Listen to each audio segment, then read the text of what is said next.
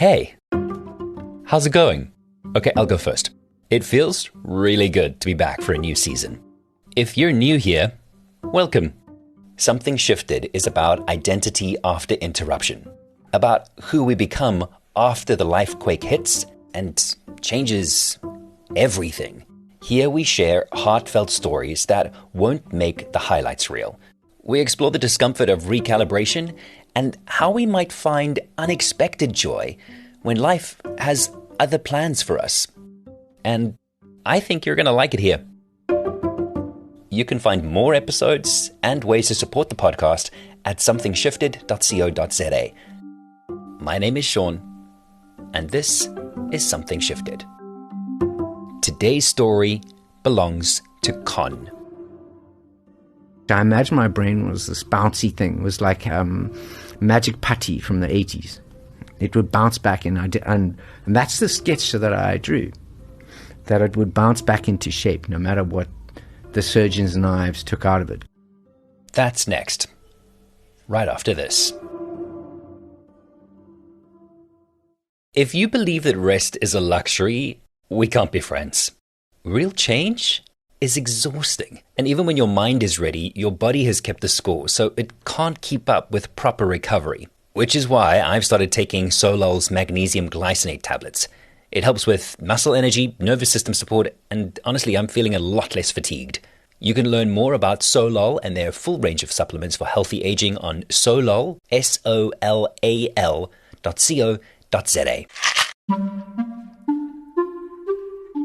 I'm not a fan of hospitals. I'm a big fan of the people who work in them, not so much the buildings. I find them cold and clinical and unwelcoming. And I've been to a few. So in my experience, hospitals are very seldom home to good news, which is probably why I feel a sense of relief when those automatic sliding doors close behind me and I can get in my car and drive away. When you leave a hospital with a diagnosis, you invariably have two options: collapse completely, or you find a way to deal with it. But to find that way, to deal with it, means you have to let go of what you thought life was going to be. And invariably, you need to completely reconsider your way forward. And that requires creativity. Moving towards the things that you're scared of, I essentially, from that moment, started playing. And that's very counterintuitive for a lot of people. You'll quickly learn that Conn is a creative storyteller, and not in the con artist kind of way. So for this episode, I'm roping in one of the most creative poets I can think of, Dr. Seuss, because Oh, the Places You'll Go just happens to be the perfect accompaniment for the story of one of the Bertish brothers, the middle one.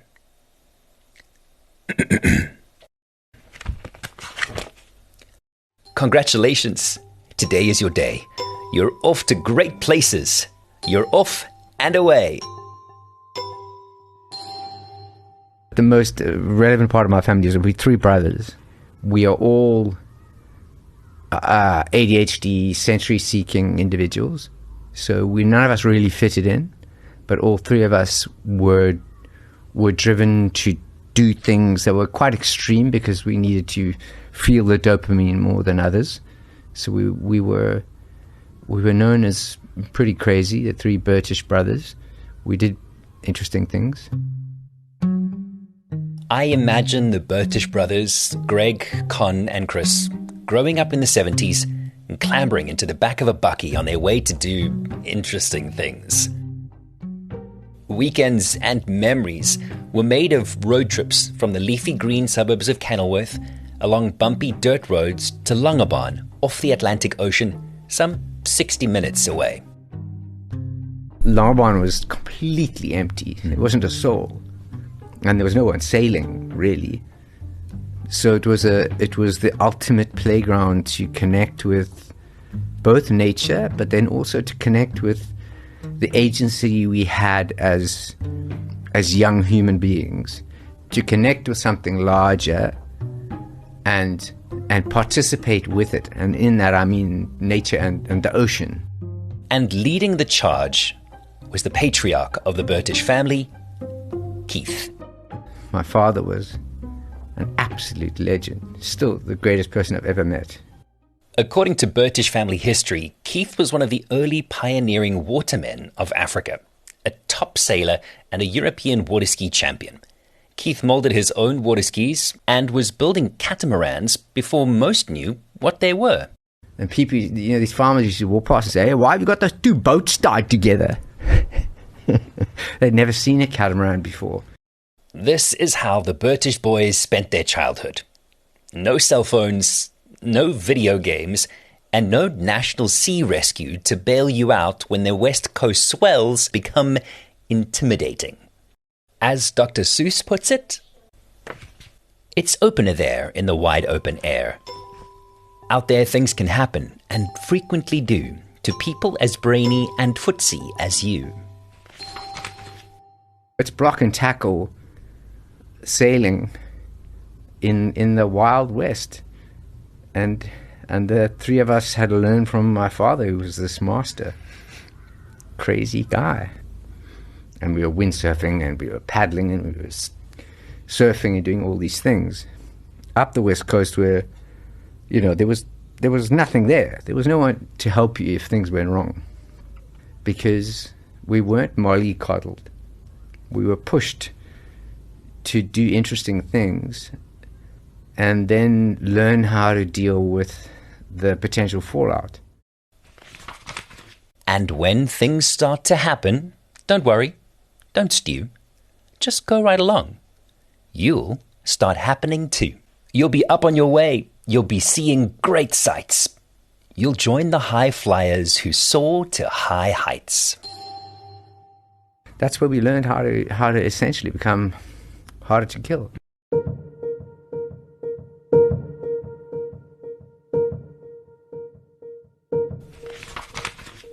Wherever you fly, you'll be the best of the best. Wherever you go, you will top all the rest. Except when you don't. Because sometimes you won't. It was 2006. Conn was just 36 years old, and he started noticing some strange behaviors. I was slurring my words slightly, and I started getting these headaches in the back of my head, and they were really painful. They only lasted about 6 seconds, but I would literally have to hold on to the wall, and tears would come to my eyes, and I'd be like, whoa, just like somebody jabbing a knife into the back, stiletto in the back of my head. I'm sorry to say so, but sadly it's true, that bang-ups and hang-ups can happen to you. Conn was in the stage of life where things were going smoothly. He had a successful career as a creative director at JWT in Cape Town when the big bang-up happened. The doctors he saw kept reminding him that advertising is a stressful career, and these were probably stress headaches. And so for a month and a half, Conn received vitamin B injections and pats on the back because you're probably just stressed out and tired.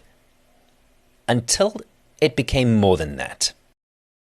This is interesting. Someone called my house and they wanted to speak to my wife, Heidi. They said, "Is Heidi there?" I said, "No, she's not here, but I'll take your number down. She'll call you back." And I wrote her number down in Muriel or whatever. And then I hung up the phone and said, "Cool, bye." And I looked down and my writing was really bad. Looking down at the piece of paper, Conn noticed something odd. Instead of writing 083, he'd actually scribbled 093. So I took my pen and I corrected the 9 into an 8. And then I was just about to put the paper, and I saw, oh shit, it's still a 9. So, oh, that's interesting. So I quickly corrected the 9 into an 8. And it was still a 9. So I was like, whoa, that's bizarre. So I took another clear piece of paper and I wrote the numeral 8 on the piece of paper. And it was a 9. And I thought, whoa, something's very wrong here. I tried one more time. I slowly wrote the numeral 8 on a piece of paper.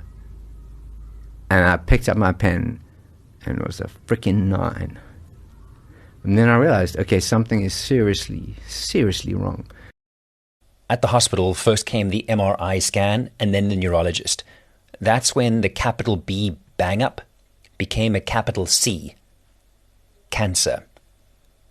The scan revealed a tumor at the back of Conn's brain. So the reason I was writing my 8s like 9s was the tumor was screwing with my midline, so I could create the top of the 8. When I tried to cross my midline to form the bottom of the 8, I couldn't cross it, so I went straight up to form a 9. Bang-ups and hang-ups become prickly perches that often leave us in lurches. Because between the diagnosis and the next step, whatever that is, can feel like floundering. Once they found the tumor, it was like emergency surgery right away. The guys were like, emergency surgery, we've got to get that tumor out of your, we've got to try and get the tumor out of your brain, because within the next 72 hours you will pass out. And I would have blacked out. I could have been driving my kid to school. I could have been surfing with my brothers. And here's that fork in the road. What happens on the other side of unexpected news? On the other side of those automatic sliding doors closing behind you? Your choice? Collapse? Or deal with it? They had to sign this form that said that when I woke up I might be blind, and when I woke up I might be deaf. And then they had one at point number 11 on I scribbled on it, the world's most disturbingly scary form. It said I might not wake up at all. And I was like, what the hell? Why did they? Surely you want to put that up front. It's like Dr. Seuss says, eventually you'll come to a place where the streets are not marked. Some windows are lighted, but mostly they're darked. A place where you could sprain both your elbow and chin. Do you dare stay out? Do you dare go in? How much can you lose? How much can you win? It didn't take long for Conn to don the gown, hop on a gurney, and get rolled into theatre. Before I went in for surgery, I did a scribble. I imagined my brain was a bouncy brain, flexible. So strength and rigidity that's not strength, because you can crack it, you can break it, you can drop it, it'll fracture. But strength in agility and stretch, I imagine my brain was this bouncy thing. It was like magic putty from the 80s. It would bounce back, and that's the sketch that I drew, that it would bounce back into shape no matter what the surgeon's knives took out of it. And when you're in a slump, you're not in for much fun. Unslumping yourself is not easily done. This was the start of Conn's great journey of unslumping himself. The one at the top of my head I'm pointing to is a hole in the top of my head. That was to try and relieve the pressure from my tumor that was blocking my main vein down my spinal column. So brain fluid was building up inside my head, but it couldn't get out. So it was building up, causing the headaches. So this one was literally, when I woke up after my first operation, I was literally like a liquefruit with the tube in my brain. Yeah. So I've still carry a little shunt in my brain. So I'd just been diagnosed with a form of cancer, but they didn't know what. And I had to wait. I called it the malignant wait. You have to wait because they took a bit of the tumor that they managed to get out of my brain, and they sent it to the lab. And you've got to wait for the lab report to come back to say, this cancer you've got is you've got 6 months. It's a 80-20%. It's a 50-50. It's a 20-80. So you've got to wait.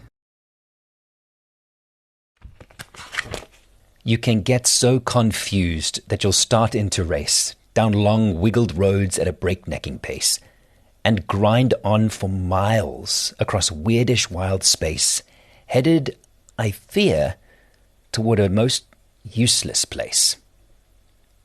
The waiting place. For people just waiting. It was 4 days I waited in the hospital after the double brain surgery. I wrote this note to myself about what was important. It was about 2 foolscap pages, and I always write. I always have a paper nearby, and I wrote down what I thought was important in my life up until that point. And I wrote down this very honest list. And I was as honest as possible, and it was hugely embarrassing in retrospect to look at the things that I thought were important. My looks, my hair, how I wanted people to see me, what car I wanted to drive, where I wanted to live, how I wanted to position myself. And I wrote this long list. And in that were obviously my daughter, my son, and my wife Heidi, and my brothers and my mom. And I crossed every single one out at that point when I was at the lowest I've been, waiting to see what was where I was going to go from that point on. And I crossed out all the things that weren't important. Systematically, Conn worked through this list of important things, whittling it down from 2 foolscap pages to a list so short he could count it on one hand. One was my wife Heidi, the other one was my son Finn, and my other one was my daughter Lily. And then they each counted a point. And then my brothers, they counted half a point, because they would be fine if I died. And my mom would be fine. She was a half a point too. But that was it. That was it. 4.5 points. Those were the only things that actually mattered. At the time of Conn's diagnosis, he'd been married for 5 years. His daughter Lily was almost 4, and Finn was just 1.5 years old. When the diagnosis came back, which wasn't a good diagnosis, I had already made a decision. No matter what happens, I'm going to survive. I am going to survive, and I'm going to survive unlike anybody else. No matter what the diagnosis, I'm going to survive. I'm going to go so deep to make myself survive so that I'm around for those 4.5 points. And that's what I did. Conn had been diagnosed with a fast-growing malignant brain tumor that originates in the cerebellum called medulloblastoma. This kind of tumor is usually found in children under the age of 5, not adults. It made sense to my friends and my family, because I've been constantly told that, you should grow up, be more serious, and take things more seriously, Conn. Don't be so, just grow up. You see, the really tricky part is that the medical team had never encountered a 36-year-old male with this type of cancer. So they didn't have a treatment plan. There was no data to create a treatment plan. It galvanized my belief that because there was no official best option, I would have to be the best option. I would lead the thing because I wasn't given a lead. It was designated that I should do everything humanly possible. From a medical standpoint, everything involved double micro brain surgery, chemotherapy, radiation treatments with double doses over the affected parts of Conn's brain. And then it just carried on. And because the treatments were so hectic, especially for the brain, and I had double doses over the different parts of my brain that were affected. I realized I had to be involved. I had to drive the show. And that's when I tapped into a science I didn't know it at the time. It was called psychoneuroimmunology. And psychoneuroimmunology is the science behind why the placebo effect works. So I started essentially giving myself a role. I believed in the mind-body connection, and I realized that if I could let my entire body know, every cell in my body know what we were doing, that we were working together as a team, together with the medicine, to rid my being of cancer cells. You have brains in your head, you have feet in your shoes. You can steer yourself any direction you choose. You're on your own, and you know what you know, and you are the guy who'll decide where to go. My father taught us one simple thing. It's so flippant. It's guided my life, really. Never fight the ocean. Use its power to get you to where you want to go. So when something is scary, never fight it. Never fight your fear. Your fear is a great trigger. It's saying to you, hey, there's something here. There's something here that's interesting. Why are you feeling that way? And never fighting the ocean means moving towards the things that feel uncomfortable to you. Moving towards the things that you're scared of. I essentially, from that moment, started playing. I gamified my cancer from the get-go. And that's very counterintuitive for a lot of people. Now, when Conn says he gamified his cancer, that is literally what he means. His creativity stepped in and helped reframe that tumor in his brain. Once they told me the size, I worked out it was the same as the Dunlop Pro High Altitude Competition Squash Ball. I'm not a big squash player or anything, but I just found it interesting. I thought I would eventually, when I beat it, the diagnosis, I would write a book, and then I'd approach Dunlop and say, "Do you guys want to sponsor my book because of my tumor?" And they'd be like, "What? What? Are you crazy? You're still on chemo." This is an example of cognitive reframing. And they are things like, imagine your cancer is a flame and you are a howling wind. Then people can think, okay, I'm thinking differently about this thing that was on top of me, but now I'm thinking imagine my challenge is a block of wood and I'm a wood cutter. So I use a lot of reframing content. I worked out what the treatments were doing and how I could then participate and augment. And this is the thing is, and we now know this was more than 19 years ago. We know that how you think and how you behave can affect the outcome of something from a biological level. You can change your brain. In the words of Dr. Seuss, with your head full of brains and your shoes full of feet, you're too smart to go down any not-so-good street. Again, it comes down to never fight the ocean.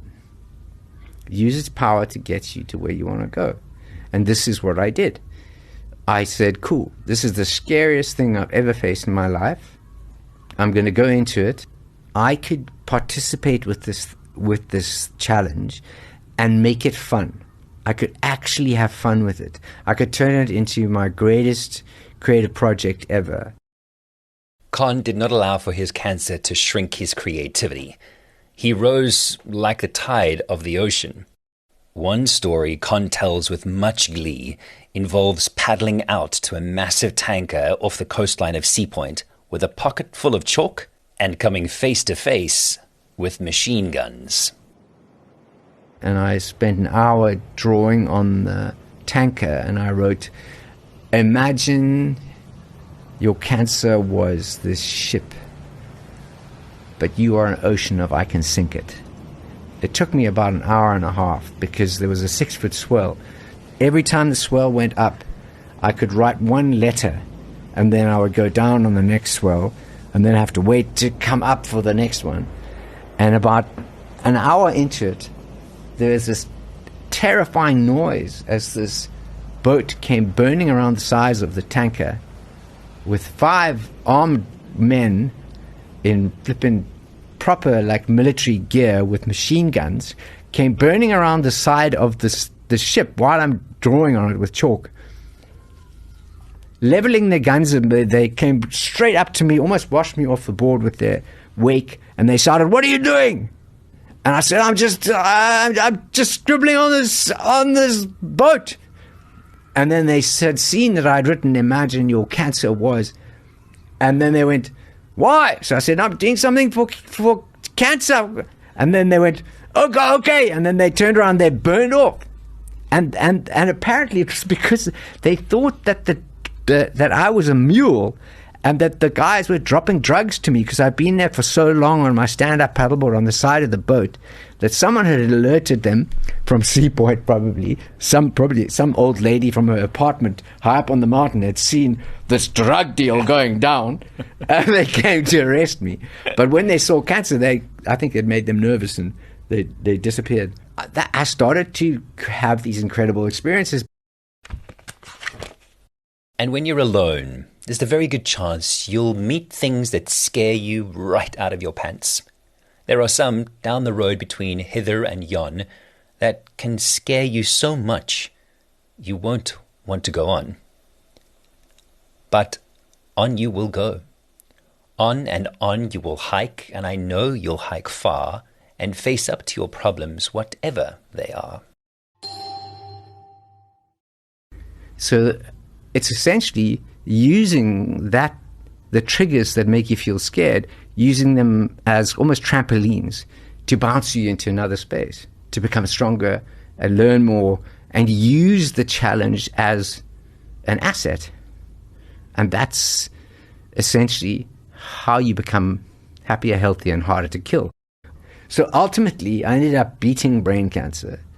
And my doctor, Dr. Garth Davids, about 12 years later, he leaned across the table and he said, "Conn, I'm happy to tell you, you could probably die from something else." When I'd been through the majority of my treatments, they had done a test on me, and they had worked out, like a full body thing, that my immune function was stronger than your average adult males, even though I had been through all of these different treatments.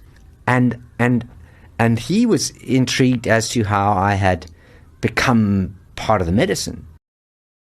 This idea intrigued Conn too, and it pushed him to delve even deeper into the science of neuroplasticity, cognitive therapy, and resiliency. And when patients have resiliency, they recover faster, their recovery time is faster, and they have a more positive cancer outcome. Whether they die or not, there's no miracle cure about this. But when you give yourself a job, an active, physical, mental way to engage in a challenge, the most important thing that you're doing is you're participating. You aren't helpless. You have a job to do. You have a job.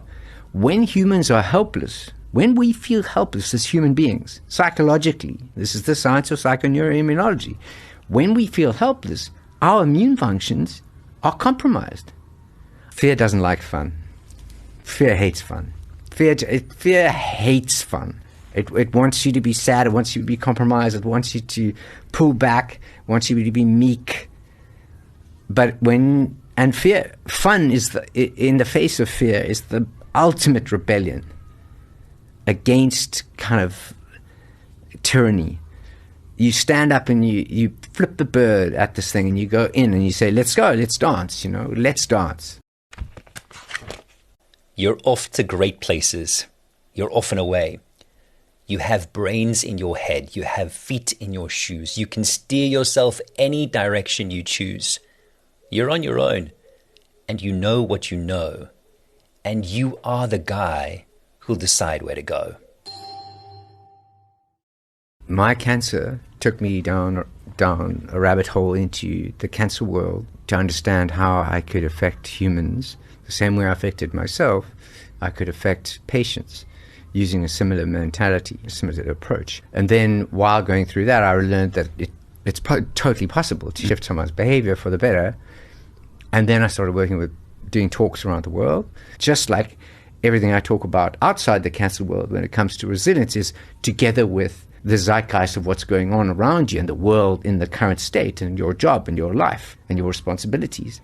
Not just the medical world, but where the world is right now. You've got a lot of people who are worried about the future, AI, technology, politics, economies, wars, and they don't know how to participate. They're worried about maybe losing their jobs, and so they pull back. They pull back and become that helpless patient, disabled by the fear. And my job is to get them to shift, to move towards the ocean, understand what it is. You have to go into the dark places you'd rather not go, the uncomfortable places, so that you can dig out the truth. Never fight the ocean. Move in there. Get the stuff out so that you can work with it. In the closing pages of Oh, the Places You'll Go, Dr. Seuss writes, "And will you succeed? Yes, you will indeed. 98.75% guaranteed. Kid, you'll move mountains. So be your name Buxbaum or Bigsby or Bray or Mordecai Ali Van Allen O'Shea. You're off to great places. Today is your day. Your mountain is waiting, so get on your way."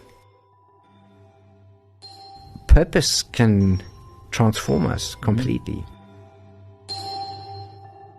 These days, you'll find Conn helping people and businesses all over the globe better prepare themselves for agile resilience in a changing world.